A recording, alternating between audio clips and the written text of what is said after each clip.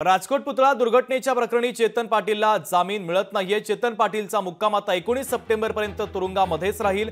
चेतन पाटीलचा तुरुंगातील मुक्काम 6 दिवसांनी वाढलेला आहे। सरकारी अभियोक्ता गजानन तोडकरी यांनी या संदर्भात माहिती दिली आहे।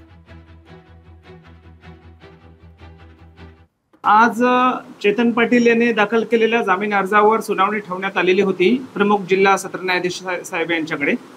मात्र या गुन्ह्यातील तपासिक अधिकारी डीवायएसपी साहेब हे जयदीप आपटे याला घेऊन मालवणच्या कोर्टामध्ये हजर करण्यासाठी जाणार असल्यामुळे त्यांना आज इथे आपला म्हणणं देता आलेलं नाही।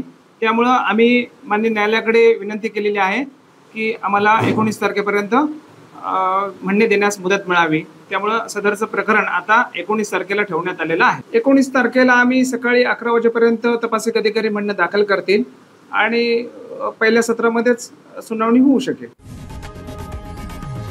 लोकशाही मराठी ऐका, पहा, जागरूक रहा।